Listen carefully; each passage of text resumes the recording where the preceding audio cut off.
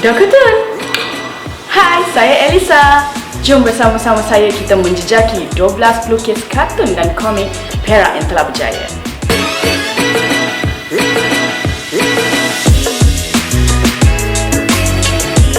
Untuk episod kali ini, kita akan bersama dengan kartunis Don.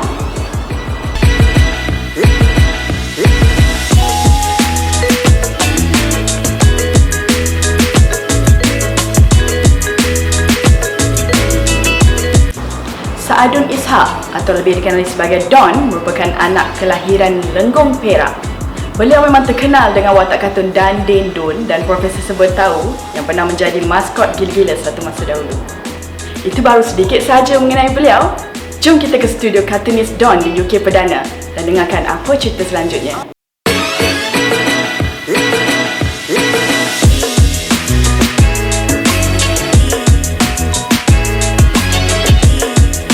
Masa saya sekolah tu, saya agak aktif dalam kelab lukisan ni.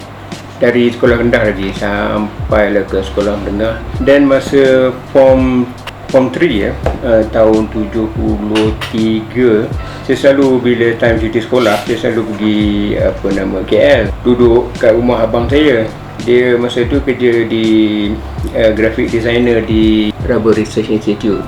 Dan housemate dia masa tu semuanya pelukis. Di situlah saya mula-mula kenal dengan Azman Yusof, Nik Nordin, arwah Nik Nordin, Suhaimi, semua dia orang tiga orang ni hebat-hebatlah pelukis komik di majalah Murni dengan apa lagi satu saya lupa, di syarikat Suarasa.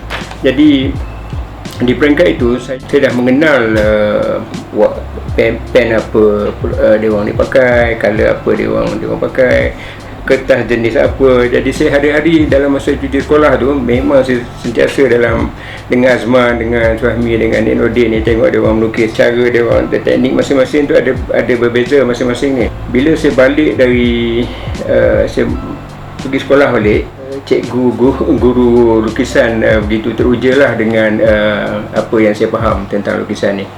Jadi selepas habis sekolah, saya duduk dengan abang saya. Waktu tu kakak ipar saya, dia graphic designer juga di utusan Malaysia masa tu. Dan dia ada bagi tahu, Don, ada kerja kosong pelukis di majalah Varia Pop. Kau minat tak? Cakap, okey. So malam tu dia kata, kalau nak besok pergi interview, tapi bawa lah few sample drawing. Masa tu saya tak ada apa-apa drawing. Saya ambil majalah URTV. Saya draw je malam tu 2-3 keping. So besok saya pergi interview. Yang interview saya kebetulan ni, bukan kebetulan, memang dia head of artis itu, Jaafar Taib. Lusa itu saya start kerja di majalah Varia Pop sebagai pelukis illustrator. Ada seorang staff tu, dia kartunis arwah Mojo, kartunis Mojo. Jadi dia ni memang kira kartun pertama yang saya pernah jumpa, dan dia adalah pencetus mula yang memberi saya kefahaman tentang kartun. Cara dia, arwah Mojo ni melukis, dia tak pakai eraser, dia tak pakai pensel pun. Terus dia draw, dia buat line, dia draw, dia punya idea, dia terus sketch, dan idea dia lawak gila. Walaupun saya berkawan dengan dia orang, berkawan dengan Jaafar Taib, dan saya dengar masa itu Jaafar, Misha, Azman dengan Zainal, mereka ada form satu majalah kartun, majalah gila-gila. Jadi mereka ada invite juga saya untuk join. Saya tak minat masa tu. Saya ingat saya nak further study dengan Taylor College. Selepas ada krisis di majalah Varia Pop, adalah sedikit krisis, ramai yang berhenti. Saya punya kawan Isnin, Mojo, Yuzal, dah arwah dah lah Yuzal. Ada seorang lagi, Roslan. Mereka invite saya untuk join buat majalah Kelihatan. Masa tu gila-gila baru beberapa keluaran je lah, tak silap, in the market. Saya tak tahu macam mana saya boleh terceburkan diri dalam majalah Kelihatan ni. Tapi bukan sebagai kartunis, sebagai seorang illustrator masa tu.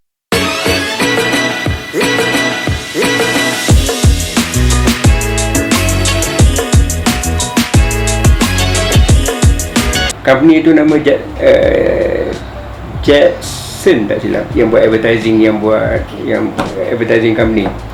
So dia tak ada kena-mengena pun dengan kartun ni, tapi mungkin dia orang ni melihat potensi humor ni, so dia perform satu lagi IP nama dia Geli Hati. So itulah majalah kartun pertama yang saya terbabit dengan arwah Mojo tahun 76, 77, 78, 79. okey. Di waktu tu Bukis semua very devoted lah. Contohnya macam Azman, Yusof, masing-masing saya tengok di peringkat awal dulu. Kartunis ni baik, kebanyakan kartunis, bukan kebanyakan, semua kartunis di peringkat awal saya terbabit adalah illustrator, kecuali arwah Mojo seorang je. Dia ni memang pure kartunis. That's why kalau gila-gila di peringkat awal, kalau you tengok, agak terpengaruh dengan majalah Mad masa tu. Sebab itu je lah Mac, Crack dan Comic Street ni begitu mempengaruhi saya punya, kebanyakan saya punya CD kartun lah lepas tu. Saya selalu pergi office gila-gila ni buat melukis Geli Hati di majalah gila-gila. Jadi dia orang ni Azman, Jaafar, Nisha, Rina, Don, join lah kita orang.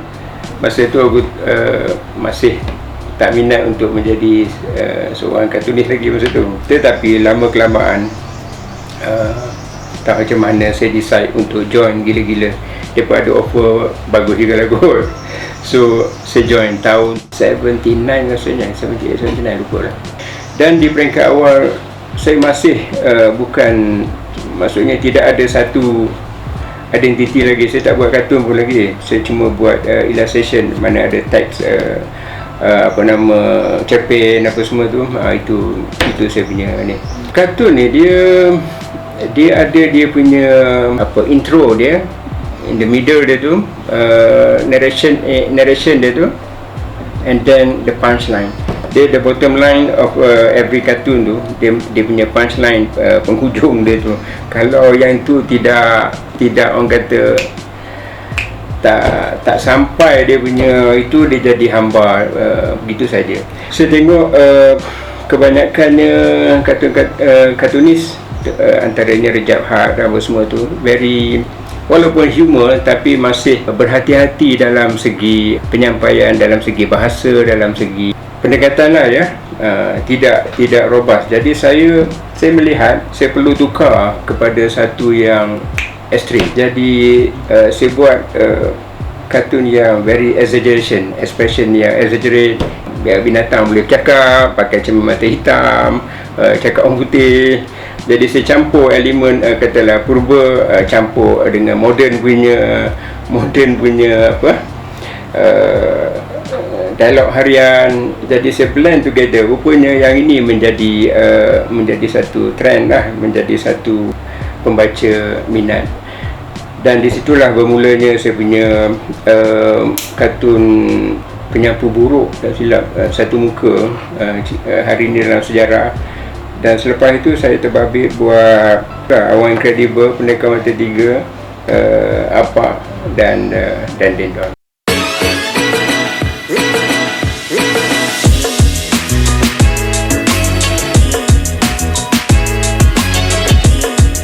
Kami di office gila-gila ni very competitive among each other tau. Antara kami ni kira berlawan lah. Maksudnya masing-masing akan cuba untuk membuat yang terbaik. Zainal Buang, Rejab Had dan Kerengga baru masuk ya. Masa tu Fatah, Tazidi masa tu belum ada. Long baru juga. Dan beberapa orang je. Jaafar, Azman ya. Jadi masing-masing kita cuba membuat yang terbaik, baik dalam segi stroke, dalam segi penyampaian, dalam segi coloring. Macam Jaafar Taib ni, dia pakar dalam segi anatomi body, dan saya banyak belajar dengan dia dalam segi anatomi structure body tu. Azman coloring dia memang awesome. Dena dia punya humor satire dia, dan Misha joke yang selamba. Jadi empat-empat dia orang ni, dan ada beberapa lagi lah yang saya blend untuk menjadi saya punya identiti sendiri. Waktu itu saya handle majalah, masa saya handle majalah Gila-Gila ni, tim Gila-Gila tu harus ditapis, disaring dululah. Jadi mesti ada tahap-tahap tertentulah dan ada identiti masing-masing. Macam Fatah, dia specialize 60-an Mahmud, ya. Itu kepakaran dia yang orang lain tidak sentuh pun. Itu Fatah punya kepakaran. Macam Kerengga, dia 3 segi 4 segi, dan dia punya lemping awang pulang kedayang, dan stroke dia memang awesome lah.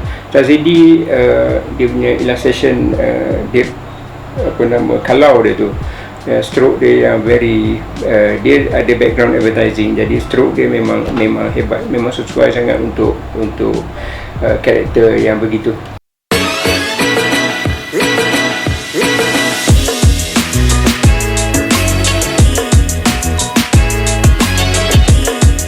Terus saya punya kartun Dan dan Don, bukannya cerita kanak-kanak, dia cerita tentang saya punya sahabat karib serumah masa tu. Nama dia Dan, yang seorang lagi nama dia Din. Din ni dia rugby player, anchorman, dan ni dia graphic designer di majalah Gila-Gila juga. Dan kami bertiga kebetulan sebelum tu ada form company, advertising company, the 3D design, dan kita kebetulan duduk serumah. Dia watak remaja sebenarnya di peringkat awal, watak remaja yang duduk di KL. Isu-isu, kalau siapa yang sempat tengok Gila-Gila di peringkat awal, watak Dan dan Don, isu-isu semasa. So selepas beberapa, rasa 4-5 isu je kot, saya rasa perlu diubah konsep ni, sebab dia tak nampak dia punya apa-apa identiti di situ. Saya ni kebetulan agak merindui kampung masa tu, jarang-jarang balik. Sebab saya tinggal kampung masa saya form 1. Jadi saya recall balik permainan tradisional masa saya di kampung dulu. Saya masukkan dalam komik Dan dan Don, dan saya blendkan semua tu, ceritanya, karakternya, dan cara compositionnya. That's why kalau you tengok Dan dan Don, setiap panel saya tu agak detail. Kalau you tengok dalam, contohnya bawah rumah tu lah, kalau sekat ayam dalam serkap tu, you nampak lagi ayam dia tu. Jadi begitu detail apa yang kita buat setiap panel. Kalau you tengok dekat dapur tu, saya dulu kita tak ada macam sekarang internet boleh google je kan. Objek apa yang saya nak, saya balik kampung saya sketch. Macam dekat dapur, even dekat pagar rumah pun, kalau saya nak macam mana pokok apa yang tumbuh di pagar tu, bawah tiang rumah ada apa, dari tingkap macam mana. Jadi saya semua tu saya kena sketch. Begitulah kami dulu menghasilkan karya.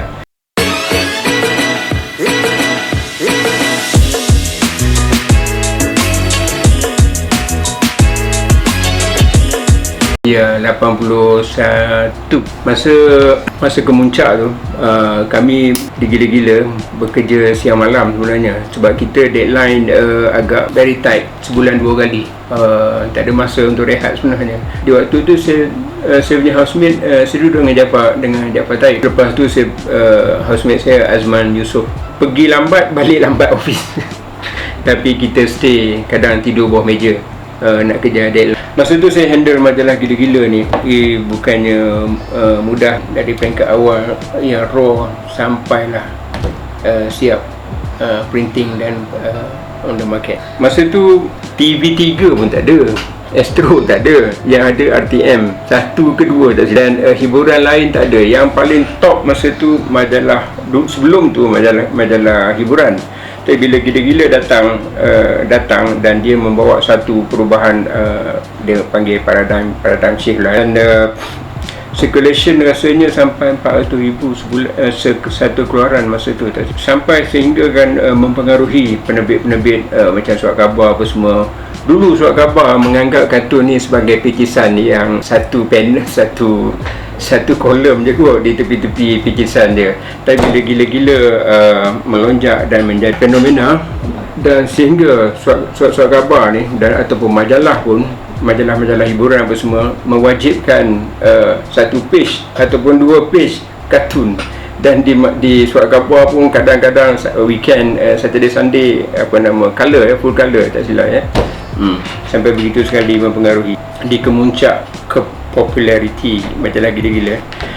Tan Sri Samad Ismail, Pak Sako, para pensyarah universiti apa semua datang bertukar fikiran dan memberi sumbangan idea untuk majalah gila-gila. Di waktu tu kalau Sabtu dan Ahad, Sabtu lah, hari Jumaat, Sabtu lah selalunya penuh berbas-bas rombongan pelawat datang, memang tak terlayan dah. Masa tu FB, WhatsApp ni tak ada, jadi surat saya bertambah-tambah lah, berguni-guni. Terasa lah glamournya masa tu. Sayang surat-surat tu dah hilang.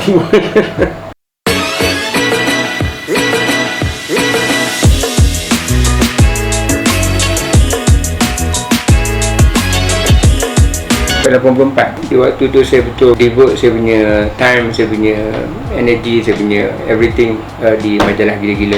Dan di situlah lahirnya masa time tengah peak so called popular tu kot ya. Tengah peak tu saya kahwin tahun 84. Dan kebetulan dan sebelum tu saya sempat buat maskot gila-gila yang baru. Sebelum tu adalah maskot gila-gila yang gambar depa begitu terpengaruh dengan Mad Magazine ni, macam jadi kita tukar, saya buat karakter Profesor Serba Tahu dan dia menjadi maskot sampai sekarang ke atau ada karakter lain, sampai lama lah ya maskot Profesor Serba Tahu ni. Jadi selepas itu tahun 84 saya kahwin, terus sebab isteri saya sambung belajar di US, dia ambil architecture. Jadi saya join dia di Michigan selama dekat 2 tahun lebih lah kami di sana.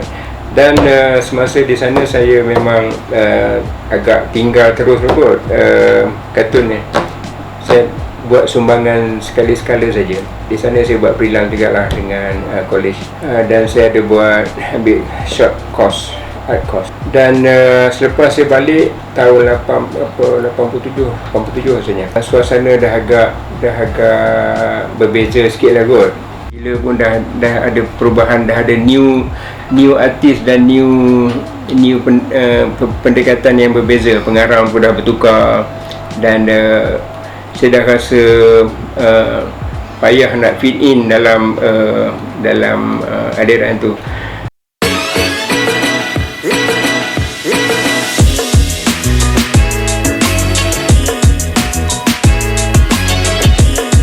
Semasa di US, saya rasa rindu sangat kepada agama. Jadi saya balik bila saya tengok kartun-kartun yang lara ni. Tetapi selepas itu dia rasa terpanggil untuk saya membuat sesuatu humor yang bermoral. Jadi saya terbabit, saya berkenal dengan Farul Mak Cuy. Dia ni ketua pengarang, saya boleh panggil inilah Arkam. Jadi saya dipanggil oleh Tamrin Ghaffar, masa tu dia sebagai pelabur untuk menerbitkan buku Islamik, humor Islamik. Jadi saya rasa terpanggil untuk bersama mereka, dan bermulalah saya buat majalah yang totally berbeza daripada kita buat majalah OK yang pengisiannya semua ada moral values lah. So saya handle majalah OK, majalah humor OK, majalah Dunia Baru, majalah Tatih dan Ayu. Selepas tahun lebih saya terbabit dalam penerbitan majalah ni, dan dia begitu cepat merebak. Marketingnya sangat berbeza lah, hingga sampai peringkat yang majalah diminta untuk masuk ke sekolah. Sampai satu ketika kumpulan Arkam ni diharamkan kali kedua, dan saya adalah antara mereka-mereka yang kena tahan. Saya dengan Farul Mak Cuy antara orang yang terawal kena interrogate. Saya kebetulan bukannya hardcore Arkam ni, saya cuma terbabit dalam segi penerbitan, dan saya cuma ditegah lah, boleh kata ya, ditegah untuk membabitkan diri dalam penerbitan sementara waktu. Dan sahabat-sahabat yang lain kebanyakannya masuk ke pengharaman majalah OK. Hikmah daripada pengharaman tu, pengisian majalah OK ni kita convertkan jadi nasyid. Dan album nasyid yang pertama yang kumpulan Raihan tu, kebanyakannya diraih daripada pengisian daripada majalah ni lah, ya. Budak-budak Raihan, penyanyi-penyanyi Raihan apa semua tu saya punya kawan-kawan, budak-budak grafik, budak-budak kartunis di majalah OK dan Tatih. Kita ada buat yang majalah OK kita tu kan, saya buat maskot dia. Kalau you nak tengok sebiji macam Ustaz Azhar Idrus, masa tu rasanya lah Azhar Idrus ni masih lagi rockers lagi kot, dia masih main gitar lagi. So 7 ke 8 tahun selepas tu, saya tengok ada satu watak Ustaz YouTube, nama dia Azhar Idrus, sebiji macam maskot majalah OK. Abu Nawir nama saya punya maskot tu.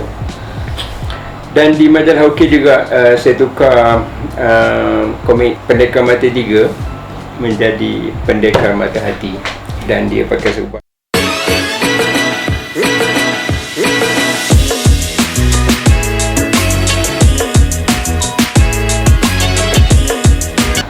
Selepas pengharaman tu, saya tak ada job. Saya tak boleh nak buat majalah. Jadi saya punya kawan, neighbor saya, dan dia ajak saya, Don, you want to join me as a entertainer dekat event, dekat hotel apa semua. Cakap why not.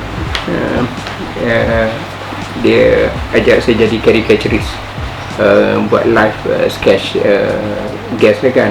Saya tak pernah buat, tapi I need to survive. Dia ada entertainment punya company, dia buat Ellen and Friends, dan disitulah pendekatan saya bermula sebagai entertaining artist, sebagai caricaturist. Dan selepas tu saya form company Pro Caricature. Saya buat event-event untuk macam Montblanc, macam BMW, big companies lah, sebagai caricaturist. Dan saya invite kawan-kawan yang masa tu, kawan-kawan kartunis ramai masih lagi segan-segan untuk terbabit. Saya dengan Ambo je lah yang agak aktif dalam caricature. Dan sekarang ni kalau you tengok dekat mana-mana pun semua penuh dengan caricaturist kan. Saya sewa tempat di mula-mula sekali di Colmar Tropical. Besar ni je meja, satu meja saya sewa dalam 3,000 sebulan, tapi crowd tadi. Saya punya market pelancong masa tu, Hong Kong, Singaporean, European, dan saya charge RM45 satu karakter. Dan kadang satu muka tu dia nak 4 orang, 5 orang, jadi saya time dapat RM45. So the business is doing well masa tu. Manager dia Mak Saleh di Korma ni, dan entertainer semua dari luar. Tapi bila the new management, dia pun dah bercampur aduk dia punya tu, saya pun dah tak berminat, buka di Genting Highland pula. Selepas di Genting Highland, saya buka di Mind Wonderland.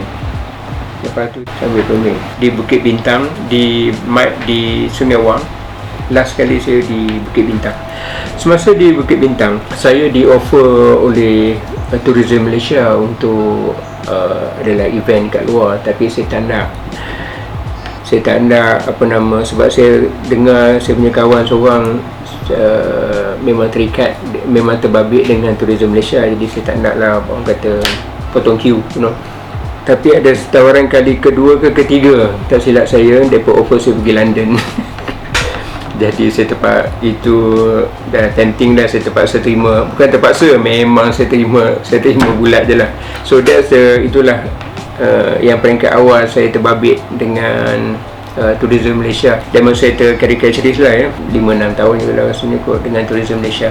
Dan kita pergi seluruh Europe, North Africa, Casablanca, Morocco tu.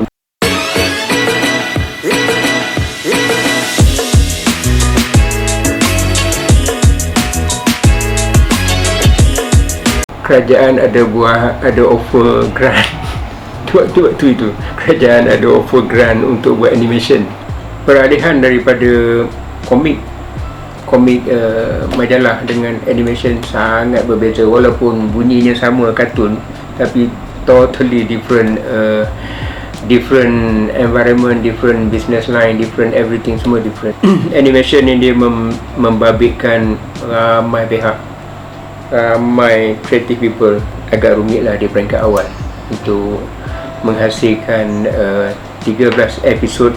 Saya ada masalah sikit lah dengan Dungeon ni. Nak cerita sikit. Semasa saya tengah menyiapkan animation ni, tiba-tiba ada saya dengar lah, ada orang beritahu saya, Cik Don, ada orang tengah buat Don lagi satu. Saya pun terkejut, saya carilah siapa yang buat ni. Saya ada dengar begitu je lah. Tapi selepas siap saya punya animation ni, saya nak submit untuk pitch ke RTM. Saya jumpa pegawai di RTM dan dia orang kata, Cik Don, animation dan Don ni dah diluluskan. Ada sahabat saya sendirilah yang telah menggunakan saya punya nama ni, dan saya punya nama dan saya punya tajuk animation ni dan Don ni, dan dia telah apply pitch pada RTM dan telah diluluskan. Lepas tu saya cubalah untuk pergi ke TV station lain, dan Alhamdulillah TV Hijrah sanggup ambil, walaupun agak harga yang agak rendah lah.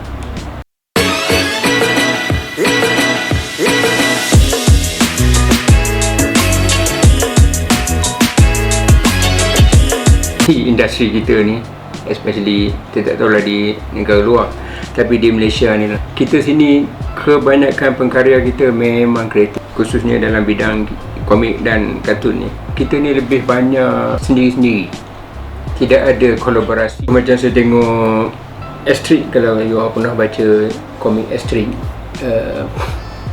dia penulis dia Gonzini ni memang hebat, dan pelukis dia Uderzo. Jadi combination dua orang ni memang awesome. Kalau you nak ada The Last lepas Gonzini meninggal, Uderzo buat sendiri. Ada satu kedua tak silap, dia punya The Last one langsung tak sama macam yang combination dia orang berdua ni. Kena terima hakikat lah, masing-masing Tuhan bagi bakat. Jadi kalaulah pelukis komik ni boleh berkolaborasi, yang melukis fokus pada melukis saja, yang menulis fokus menulis, yang marketing fokus kepada marketing, yang buat design apa semua ni fokus. Bila ada kolaborasi begini, barulah rasanya sesebuah projek boleh bukan sekadar local market, dia boleh pergi international.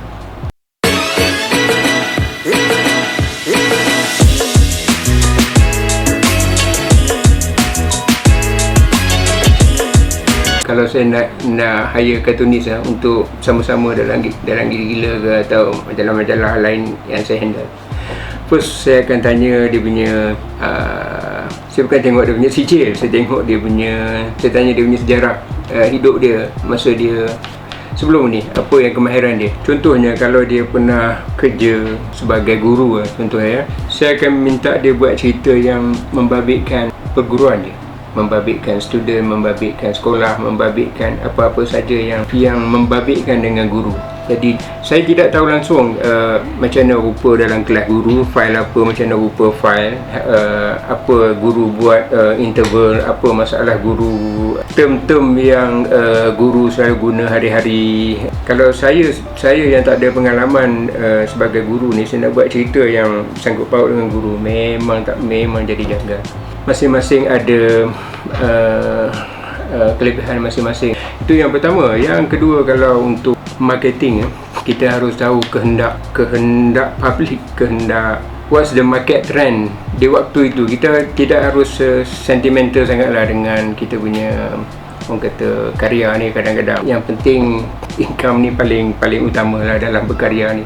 Kalau berkarya tak ada income, dia lama-lama dia jadi mati. Untuk mengetahui perkembangan market trend, kita harus ada kawan yang ataupun orang lain yang kita harus berkolaborasi dengan orang lain yang memang pakar dalam mengenal pasti trend semasa, kehendak masyarakat. Kita harus berkolaborasi dengan berbagai pihak yang mahir dalam bidang masing-masing, kan. Seorang pelukis, saya minta maaf lah, seorang pelukis dia tak akan boleh menjadi seorang penulis yang hebat lah. Walaupun you boleh menulis, tapi you bagilah profession tu kepada seorang penulis. Tugas marketing, walaupun you rasa you boleh market, you boleh pergi redah jual apa semua, you tak boleh buat, you bagi orang lain buat. Jadi masing-masing kena akur. Katakanlah antara 4 profession yang tadi, pelukis, penulis, marketing, design, layout apa semua ni, masing-masing ada dia punya kepakaran masing-masing yang harus dikongsi, yang harus dikongsi bersama. Jadi masing-masing akan input apa, contohnya marketing, dia harus input apa yang kehendak masyarakat, jadi apa yang penulis harus buat, pelukis harus fokuskan, ya, design yang macam mana. Katalah design macam old school tahun 70-an dah tak kena zaman sekarang, ya, baik typo, baik color, baik whatever lah, ya. Gitu juga penulis skrip. Kalau zaman kami dulu apa nama, tak tanya atau apa, lawak-lawak macam tu dah tak gelak sekarang ni, orang tak tahu pun. Jadi trend humor sekarang dah sangat berbeza. Jadi begitulah, kita harus berkongsi, barulah kita boleh menghasilkan satu karya yang hebat lah, saya rasa. Okey, itulah dia cerita tentang kartunis Don yang popular dengan majalah Gila-Gila dan Geli Hati.